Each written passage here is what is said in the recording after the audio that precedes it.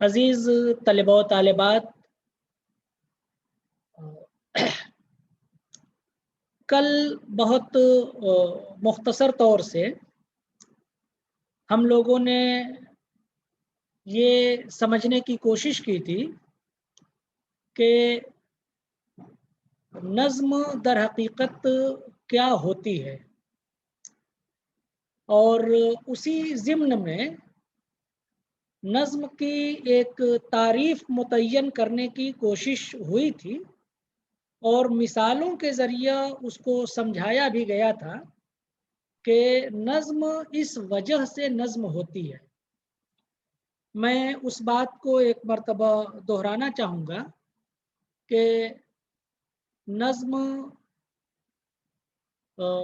ایک ایسی شعری تخلیق کو کہتے ہیں جس کا کوئی ایک عنوان ہو اور اس کا ایک مرکزی خیال ہو۔ جب عنوان اور مرکزی خیال رہے گا تو لازمی طور پر وہ نظم یا وہ مرکزی خیال ابتدا، وسط، معراج اور انجام تک پہنچے گا۔ جو بھی نظمیں مثال کے طور پر جن کا ذکر آیا تھا، اس سے ہم یہ نتیجہ نکالنے میں کامیاب ہوئے تھے کہ نظم کے لیے کسی موضوع کی کوئی پابندی نہیں ہے۔ کوئی بھی فکر، کوئی بھی خیال، کوئی بھی بات، کوئی بھی چیز، کوئی بھی احساس، کوئی بھی جذبہ نظم کا عنوان یا نظم کا مرکزی خیال بن سکتا ہے۔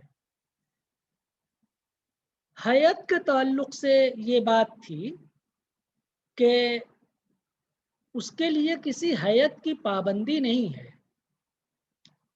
جب ہم حیت کا ذکر کرتے ہیں تو حیت سے مراد، یہ بات افسانوں میں بھی آئی تھی کہ حیت سے مراد اس کا وہ ظاہری ڈھانچہ ہے جو دور سے پہچانا جا سکتا ہے، جو جس کی شناخت اس کی شکل و صورت دیکھ کر کے، اس کی ڈیزائن دیکھ کر کے کی جا سکتی ہے۔ حیت کے نقطۂ نظر سے اگر ہم دیکھیں تو نظم کا دائرہ بہت پھیلا ہوا ہے، اس کا دائرہ بہت بڑا ہے۔ چند حیتوں پر بات کرتے ہیں کہ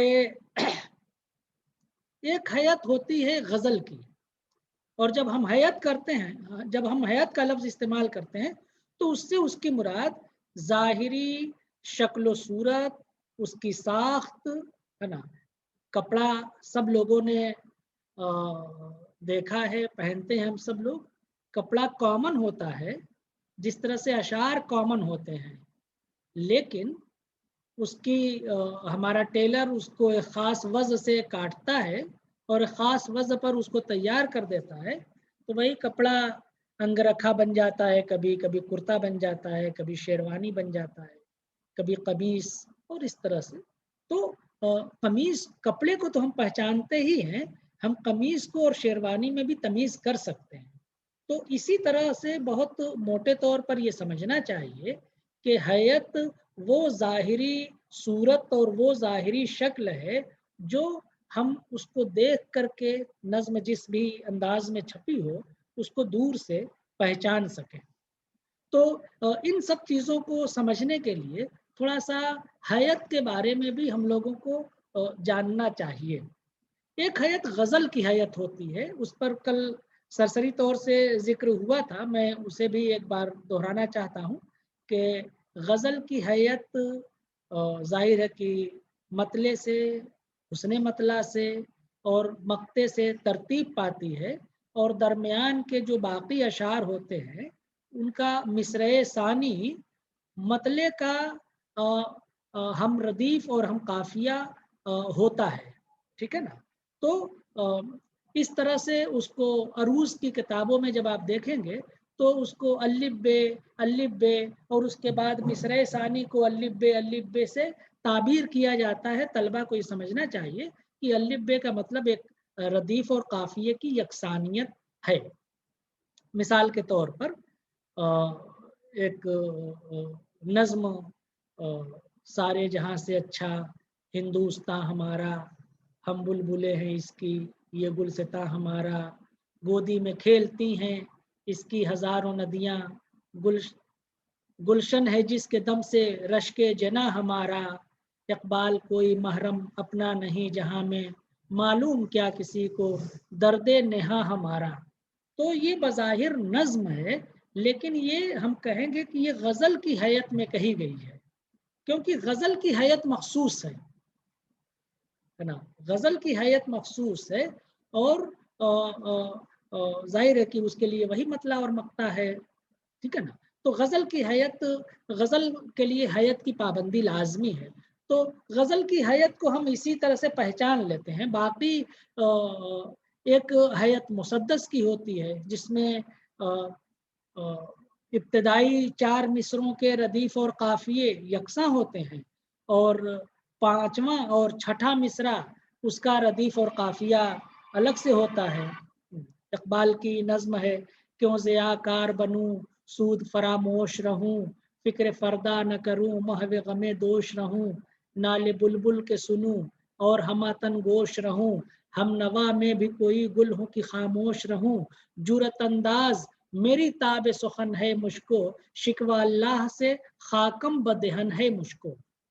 تو ابتدا کے 4 مصرے جو ہیں، ابتدائی 4 مصرے جو ہیں، ان کا ردیف اور قافیہ الگ ہے، یکساں ہے، اور باقی 5ویں اور 6ٹھے مصرے کا ردیف اور قافیہ الگ ہے۔ اس کو ہم مسدس کرتے ہیں۔ مسدس سدس 6 کے معنی میں استعمال ہوتا ہے، اسی سے 6 مصروں والے بند کو، 6 مصروں والے اسٹینزا کو، یا جو جوڑ ہوتا ہے مصروں کا، اس کو ہم لوگ بند کہتے ہیں۔ اسی طرح سے ایک حیت مخمس کی ہوتی ہے۔ نذیر اکبر آبادی کی کئی ایک نظمیں آپ نے پڑھی ہوں گی، انہوں نے بہت ساری نظمیں اپنی مخمس کی شکل میں لکھی ہیں۔ آدمی نامہ ان کی بڑی مشہور نظم ہے، دنیا میں پادشاہ ہے سو ہے وہ بھی آدمی، اور مفلس و گدا ہے سو ہے وہ بھی آدمی۔ تو اس میں پہلے بلکہ اس کے 5 مصرے ہم ردیف اور ہم قافیہ ہیں، لیکن جو دوسری جو نظمیں ہیں جو مخمس کی شکل میں لکھی گئی ہیں، تو اس میں 2 طرح کی صورتحال سامنے آتی ہے۔ ایک میں ہر بار 5واں مصرع نیا مصرع آتا ہے، اپنے ردیف اور قافیے کی رعایت وہی پہلے 5ویں مصرے کی رعایت سے ہوتا ہے، اور کئی بار ایسا ہوتا ہے کہ جو 5واں مصرع ہوتا ہے وہ بار بار دہرایا جاتا ہے۔ مثال کے طور پر، ٹک ہرس و ہوا کو چھوڑ میاں، مت دیس بدیس پھرے مارا، قزاق اجل کا لوٹے ہے دن رات بجا کر نقارا، کیا بدھیا بھیسا بیل شتر کیا گونی پلا سر بھارا۔ ایک مصرع اور ہے، اور اخیر میں کہتا ہے سب ٹھاٹ پڑا رہ جائے گا جب لاد چلے گا بنجارا۔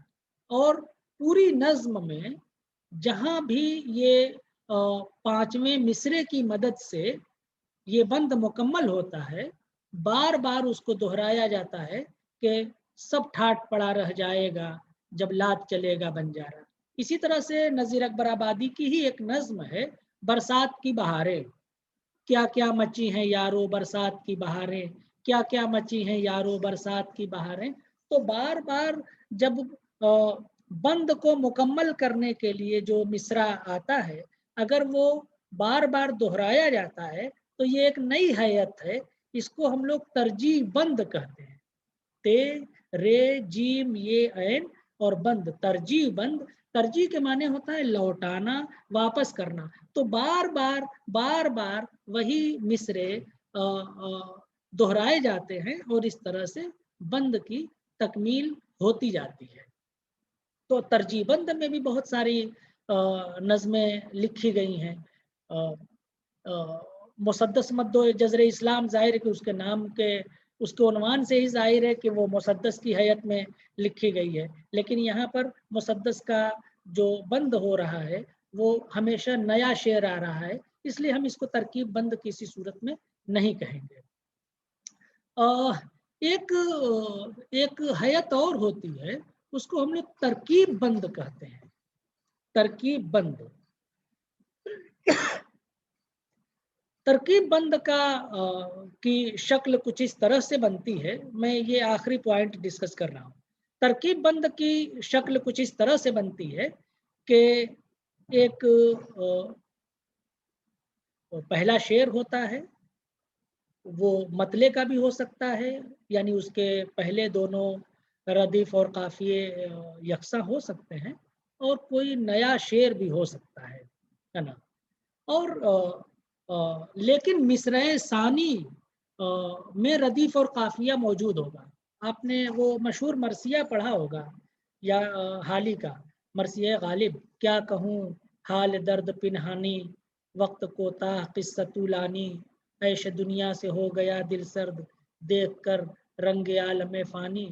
अच्छा खासा लंबा बंद है। लू न एक मुश्त खाक के बदले गर मिले खातमे सुलेमानी। और टीप का बंद जिससे ये बंद मुकम्मल, टीप का शेर जिससे बंद मुकम्मल होता है, बहर हस्ती बजुज शराब नहीं, चश्मे जिंदगी में आब नहीं। यहाँ आकर के एक बंद मुकम्मल हुआ, ठीक है। इसी तरह अब दूसरा बंद शुरू होता है और उसको भी टीप के शेर की मदद से वो बंद मुकम्मल किया जाता है। वो टीप का शेर एक नया शेर होता है। तो तरकीब बंद में और तरजीह बंद में बहुत वाज़ेह फ़र्क है कि तरजीह बंद में जब बंद मुकम्मल होता है तो टीप का शेर या टीप का मिसरा बार बार दोहराया जाता है, और तरकीब बंद में हर मर्तबा बंद को मुकम्मल करने के लिए एक नया शेर तख्लीक किया जाता है, एक नया शेर रखा जाता है। तो इस तरह से बहुत इख्तिसार के साथ मैं ये कहना चाहता हूँ कि नज़्म जिसके लिए किसी हैयत की पाबंदी नहीं है, उसमें से 2-3 हैयतों का जिक्र हमने किया है, जिसमें से तरकीब बंद, जिसमें तरजीह बंद, जिसमें मुखम्मस और जिसमें मुसद्दस, और एक ख़ास हैयत जिसको हम गज़ल की हैयत कहते हैं, इसका जिक्र किया गया है। बहुत बहुत शुक्रिया।